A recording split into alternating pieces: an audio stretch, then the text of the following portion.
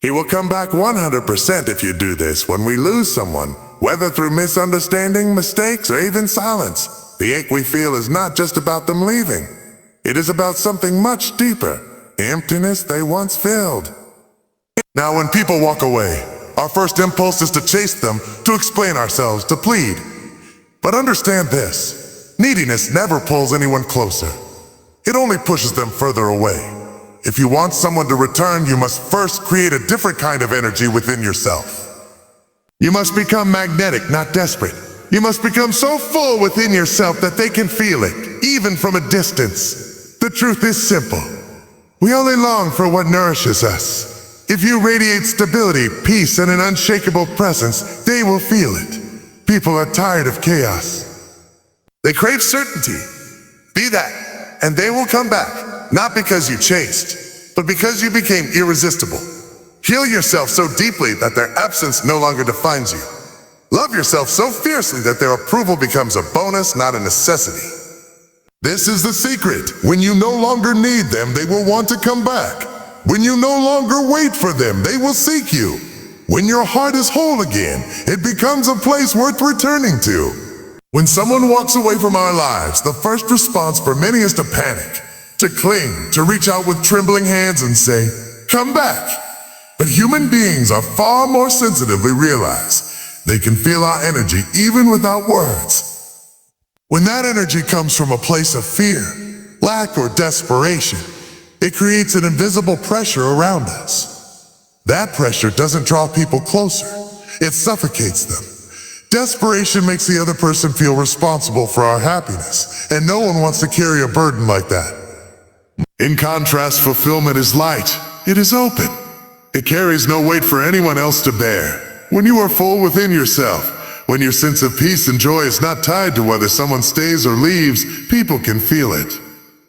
They may not even understand why, but they are drawn to you naturally, without force, without persuasion. It is the difference between a dry, cracking riverbed, begging for rain, a deep, calm lake that invites you to sit beside it. Neediness says, "Please fix me, please complete me," while fulfillment says, "I am already whole, and you are welcome to share in this space you choose." That invitation is powerful, and it is silent.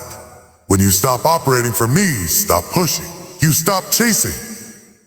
Instead, your very presence becomes attractive. People find themselves wanting to be near you, to reconnect with you, not because you demanded it, but because your energy feels like home. Long before words are spoken, before messages are sent, before apologies are made, there is something else that speaks. Energy. You cannot hide your true state from someone who once shared their soul with you. They may not logically piece it together, but they can feel it deep within themselves. When you are anxious, trying to control the situation, worried about what will happen, that restlessness travels across unseen spaces and reaches them.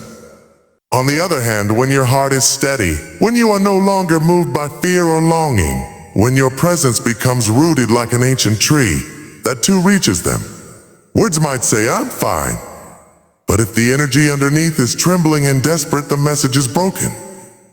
Likewise, you could say nothing at all, yet the silence could carry a peace so profound that it draws someone back toward you. People are wired to move toward what feels safe, what feels stable, what feels nourishing. No one knowingly moves toward emotional turbulence. When your internal state is balanced, full, and calm, others naturally feel safer in your presence, even from afar. They may not understand why they suddenly think of you, why they feel nostalgic, or why they miss you. But something in your silent energy is pulling them gently, whispering that it is safe to return, that you are no longer a storm but a sanctuary. This is why trying to talk them into coming back rarely works. Words spoken from anxiety only create more resistance. But when your very being becomes a signal of peace, they hear it without needing a single conversation. When someone thinks about returning, they do not look for the loudest voice calling them back. They search for a feeling, a sense of peace, of safety, of home. Nobody is eager to walk back into a battlefield of accusations, desperate questions, or emotional storms. It is not love alone that pulls people back. It is the peace they associate with you. When your presence becomes heavy with demands, "Why did you leave? How could you do this?" When are you coming back? It creates a sense of burden, and burden is something people instinctively avoid. But when your presence becomes light, welcoming, free of expectations, it feels like a breath of fresh air. It feels like freedom, not entrapment. If you want someone to return, become a source of calmness they can feel, even across the distance. Let your energy say, you are free to choose, and you are welcome here, but I am whole either way. This creates a powerful shift. They stop feeling obligated and start feeling drawn. People return to places, to homes, to hearts where they find rest, not resistance. They are tired of fighting the world. They do not want to fight when they come close to you. Be that gentle space, be the shelter. And without needing to ask, you will find that they are the ones taking the first step back toward you. When someone you care about leaves, it is easy to believe that the solution lies in convincing them, fixing them, or mending what they broke. The mind races thinking of what you could say or do to make them understand, to make them come back. But the real work is not out there. It is within you. Healing yourself is the only true path, and it is the one most often overlooked. Trying to fix another person is like trying to rearrange the clouds to stop the rain. It is a waste of your sacred energy. You have no power over someone else's heart, choices, or healing, but you do have power over your own. When you turn inward and focus on healing the parts of you that feel abandoned, rejected, or unworthy, something remarkable happens. You stop needing them to complete your story. You begin to see that their leaving was not the cause of your pain. It only revealed a wound that was already there, quietly waiting for your attention. And when you start tending to that wound, when you start loving yourself exactly where you are broken, you become stronger, softer, and infinitely more magnetic. The irony is that when you stop trying to fix them and pour all that energy into yourself, you become the very person they would feel drawn back to. Not because you demanded it, not because you manipulated it, but because healing has a beauty that cannot be faked. A healed heart shines. A healed heart welcomes but does not chase. A healed heart is a lighthouse, not a rescue boat. So the focus must be clear. Not on them, but on you. Not on what they did, but on how you rise from it. The deeper your healing, the brighter your presence, and the less you will even wonder whether they are coming back. Because by then, you will have already returned fully to yourself. There is something profoundly attractive about a person who stands complete within themselves. True attraction is not built on how much you miss someone, or how much you cry for them, or how much you plead for their return. It is built on how you embody your own fullness, how you walk through life with a quiet confidence that says, I am already whole. When you are rooted in yourself, you no longer send out signals of lack or emptiness. You are not reaching out with invisible hands begging to be filled. Instead, your very presence says, I have everything I need within me. And that is rare. That is powerful. It is magnetic. People are drawn to what makes them feel alive, not what drains them. When you are deeply connected to your own inner life, your passions, your joy, your peace, you become a source of energy, not a drain on it. You are not trying to pull from others. You are overflowing. And in that overflow, others find something irresistible. No one wants to feel like they are someone else's only source of happiness. It is too heavy a burden to carry. But to be near someone who already dances with life, who already drinks from their own well of joy, that is a pleasure. That is a gift.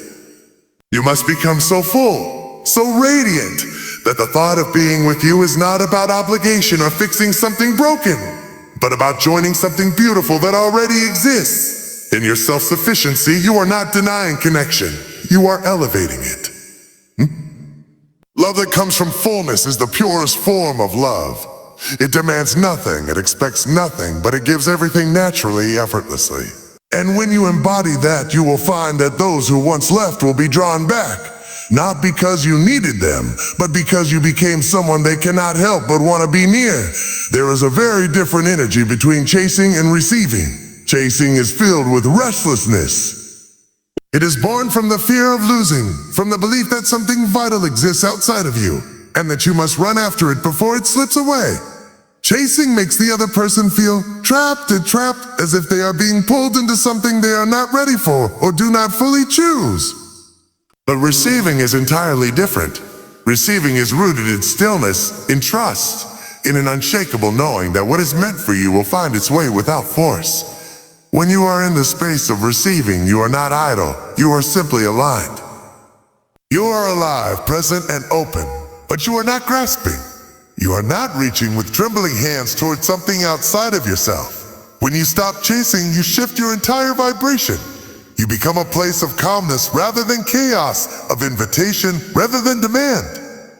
You are no longer sending out frantic signals into the world, but instead radiating a quiet assurance that if they are meant to return, they will, and if they are not, you will still be whole. The truth is that people are naturally drawn to what feels free. When they sense that they are welcome but not needed for your survival, when they feel that your love is an open hand, not a closed fist, they move towards you without fear. Chasing breeds resistance. Receiving breeds closeness. You do not have to prove your worth by how hard you run after someone. You prove it by how firmly you stand within yourself, how beautifully you hold space for the right things to come. The shift from chasing to receiving is not passive, it is powerful. It turns you from a seeker into a magnet. It is not a game. It is the purest form of trust in yourself and in the natural order of life. And when you live in that space, you will find that everything meant for you begins to flow towards you without struggle, without desperation, just with the simple, effortless grace of a river finding its way home. When you are caught in the ache of someone's absence, it is natural for your mind to cling to outcomes. You think constantly about whether they will return, when it will happen, what you could do to make it sooner. Your whole being becomes entangled with a future that does not even exist yet. And in that entanglement, you lose your power. But when you shift your focus from the outcome to your own growth, everything changes. Instead of living in a story of what if and when, you begin to pour your energy back into your own hands, back into your own hands. You are no longer waiting for them to validate your worth or your happiness. You are building it yourself, moment by moment, breath by breath. This does not mean you no longer care. It means you no longer abandon yourself in the process of caring. You stop standing at the window hoping for someone else to come back and save you. You pick up the pieces of your own heart and you begin to shape something new, something stronger, something that does not depend on anyone else's decision to exist. Ironically, it is often when you stop obsessing over the outcome that the things you once longed for start moving toward you. But by then, you are no longer desperate for them. You have grown. You have become larger than the need itself. You have transformed the waiting into wisdom, the loneliness into a deep companionship with your own soul. The person who is focused on their own becoming is radiant. They are full of life, full of purpose, full of a kind of silent joy that cannot be fabricated. Whether the other person comes back or not becomes a detail, not a definition. Because your journey is no longer about holding on or letting go. It is about rising into everything you were always meant to be. When someone leaves, the space they once filled feels unbearable at first. It is easy to let that absence become a wound that bleeds into every part of your life. You feel hollow, as if you have been reduced to a half version of yourself, waiting for them to come back and complete you again. But the real power is in choosing something different. The real strength is in deciding that their absence will not break you. It will build you. Pain is a powerful teacher, but only if you allow it to be. It can either shatter you or shape you. When you choose to face it, to sit quietly with the ache instead of running from it, something incredible begins to happen.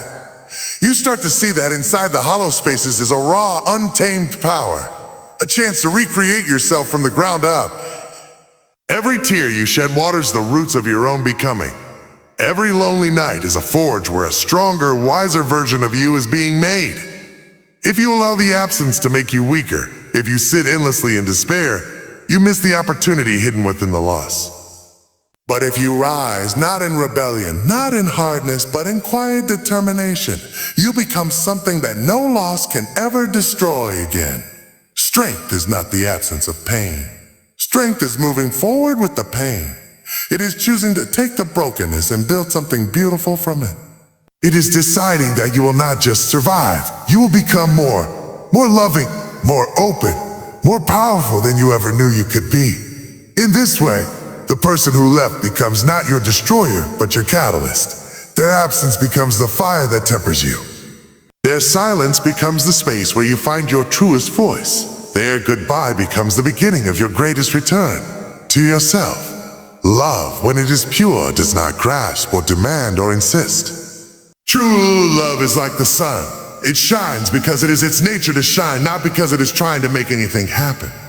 When you radiate love without clinging, you create a space where others can breathe, where they can feel safe, where they can feel seen without the pressure to fulfill something for you. Clinging says, I need you to stay so I can feel whole. Radiant love says, I am already whole, and I offer you this love freely, whether you accept it or not. The difference may seem subtle, but it is vast. When someone senses that your love comes with conditions, that they must behave a certain way or meet certain expectations, it feels heavy, like invisible chains around their heart. But when they feel that they are loved without obligation, that they are free to be who they are drawn closer, not out of guilt, but out of true connection. There's a quiet power in loving without needing. It is not indifference. It is not resignation. It is the highest form of love, where you see the other clearly, appreciate them deeply, but still remain deeply anchored in your own being. You are not trying to hold them captive. You are simply standing as a light. They are free to walk toward if they choose. This kind of love is magnetic because it is rare. Most are so entangled in their own fears and desires that they cannot offer love without strings attached. But when you can, when you love from abundance rather than lack, your very existence becomes a sanctuary. You no longer send waves of anxiety-ness into space between you. Instead, you send out warmth, freedom, and the invitation of genuine connection. And when someone feels that, not just hears it, but truly feels it, they cannot help but be drawn towards you. Not out of pity, not out of guilt, but out of a deep and natural longing for the peace you now embody. The deepest truth about connection is this: you are most magnetic when you no longer need. Need is heavy. It presses on the people around you without you even realizing it. It whispers from every glance, every word, every silence. Stay because I cannot be okay without you. And when someone feels that, even if they care for you, it becomes difficult for them to stay. It is not because they do not love you. It is because they feel trapped inside your need. But when you have walked through the fire of your own pain, when you have stitched together every torn place within yourself with patience and compassion, something extraordinary happens. You no longer look outward with hunger. You no longer grasp.